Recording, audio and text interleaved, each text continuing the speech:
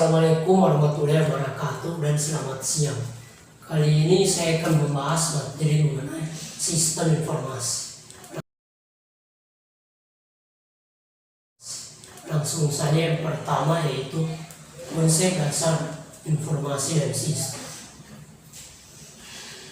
Informasi terdiri dari internal dan eksternal.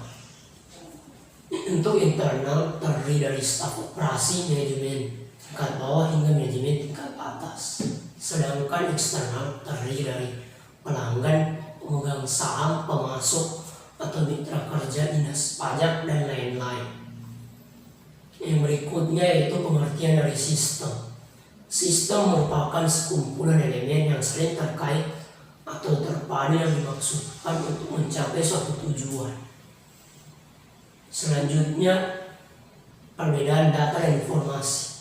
Data merupakan deskripsi tentang benda, kejadian, aktivitas, transaksi, dan lain-lain yang tidak mempunyai makna atau tidak berpengaruh secara langsung kepada pemakai. Sedangkan informasi merupakan data yang telah diproses demikian rupa sehingga telah ditingkatkan pengetahuan seseorang yang menggunakan data tersebut. Selanjutnya yaitu antarmuka subsistem dalam sistem informasi.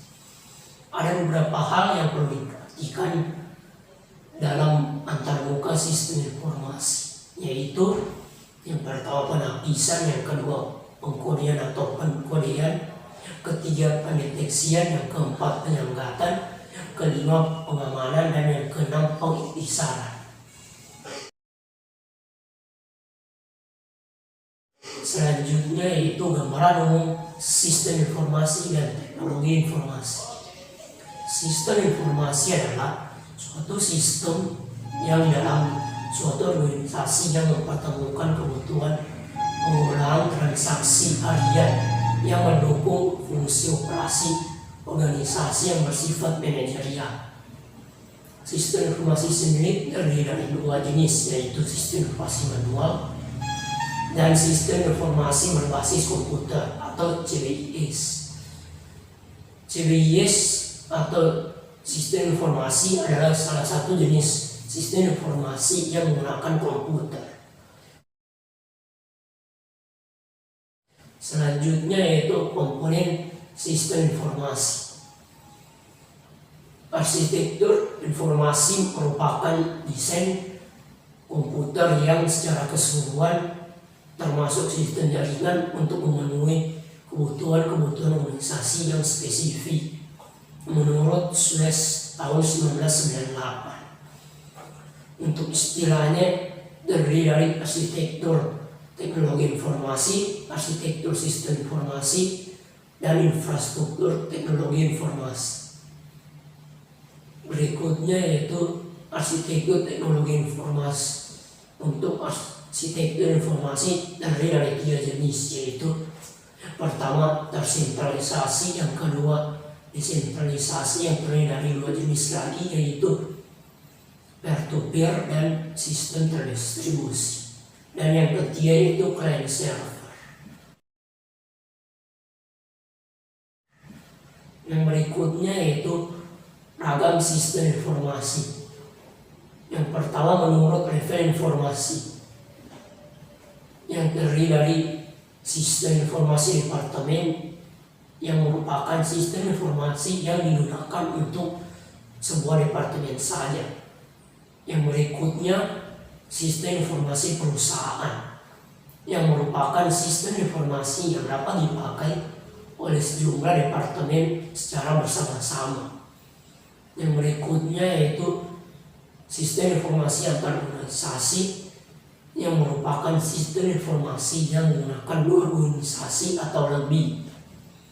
Selanjutnya menurut area fungsional, terdiri dari 5 jenis. Yang pertama yaitu sistem informasi akuntansi atau accounting information system. Yang kedua yaitu sistem informasi keuangan atau finance information system. Yang ketiga yaitu sistem informasi manufaktur atau production information system. Yang keempat yaitu sistem informasi pemasaran atau Marketing Information System. Dan yang kelima yaitu Sistem Informasi SBM atau Human Resource Information System.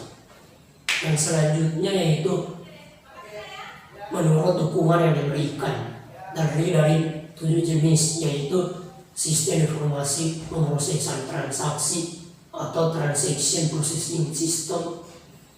Yang kedua yaitu Sistem Informasi Manajemen atau Manajemen Information System. Yang ketiga yaitu Sistem Informasi Otomasi Perkantoran atau Office Automation System. Yang keempat yaitu Sistem Pendukung Keputusan atau Decision Support System. Yang kelima yaitu Sistem Informasi Eksekutif atau Executive Information System. Yang keenam yaitu Sistem Pendukung Kelompok atau Group Support System. Yang ketujuh yaitu Sistem Pendukung Cerdas atau Intelligent Support System. Selanjutnya menurut aktivitas manajemennya terdiri dari 4 jenis, yaitu Sistem Informasi Pengetahuan, Sistem Informasi Operasional, Sistem Informasi Manajerial, dan Sistem Informasi Strategis. Selanjutnya Sistem Informasi menurut arsitektur sistem informasinya terdiri dari 3 jenis, yaitu Sistem Informasi Mainframe, Sistem Informasi Komputer Pribadi atau PC Tunggal, dan yang terakhir Sistem Tersebar atau Sistem Komputasi Jaringan.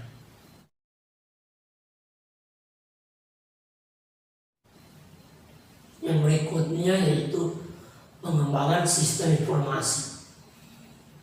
Pengembangan sistem merupakan suatu metodologi yang diikuti oleh organisasi untuk melaksanakan seluruh langkah yang diperlukan untuk menganalisa, merancang, mengimplementasikan, dan memelihara sistem informasi. Metodologi klasik yang digunakan dikenal dengan istilah SDLC atau System Development Life Cycle. Yang berikutnya model proses pengembangan perangkat lunak.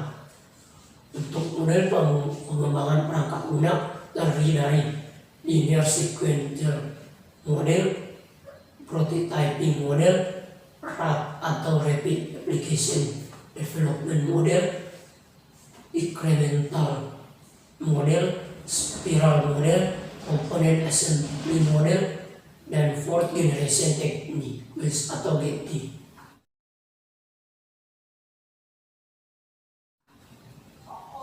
Yang berikutnya yaitu pengertian e-commerce. E-commerce atau elektronik e-commerce adalah proses pembelian, penjualan produk, jasa, dan informasi yang dilakukan secara elektronik dengan melibatkan transfer dana elektronik, sistem manajemen inventory otomatis, dan sistem pengumpulan data otomatis yang memanfaatkan jaringan komputer. Konsep dalam e-commerce sendiri yaitu yang pertama business to business atau B2B, yang kedua yaitu business to customer atau B2C, yang ketiga yaitu customer to customer atau C2C. Yang berikutnya yaitu m-commerce dan wajah baru e-commerce. E-commerce atau mobile commerce adalah pembelian atau penjualan jasa dan barang-barang melalui atau dengan alat wireless handheld seperti telepon seluler atau personal digital assistant atau PDAS. Untuk terminologi dan standar e-commerce sendiri terdiri dari 3 jenis, yaitu yang pertama SMS atau short messaging service, yang kedua yaitu EMS atau enhanced messaging service, dan yang ketiga yaitu MMS atau multimedia messaging service. Yang selanjutnya yaitu e-learning.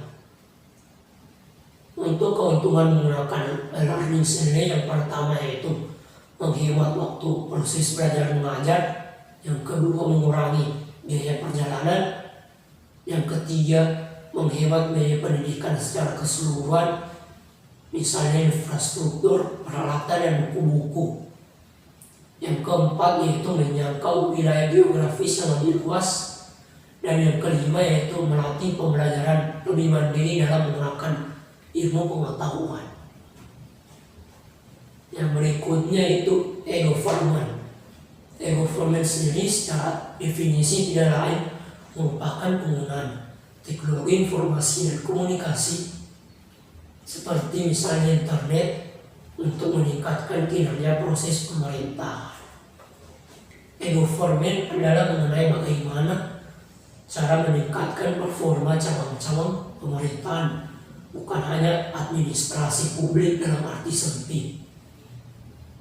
Untuk e-government sendiri terdiri dari 4 pilar utama, yaitu yang pertama aktor atau orang, yang kedua yaitu proses, yang ketiga teknologi, dan yang keempat resource. Yang berikutnya yaitu e-government dan e-governance. Untuk e-government terdiri dari transformasi pemerintahan, modernisasi proses, mekanisme pemberian layanan, dan masyarakat menerima.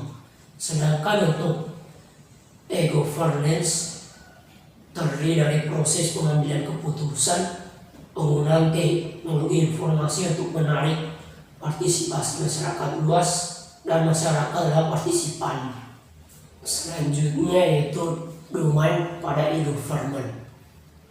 E-government berdasarkan relasi antar partisipan dapat dibagi atas 4 jenis, yaitu yang pertama government to citizen atau G2C, yang kedua yaitu government to business atau G2B, yang ketiga yaitu government to government atau G2G, dan yang keempat yaitu government to constituents atau pemerintahan kekonstituen atau e-demokrasi.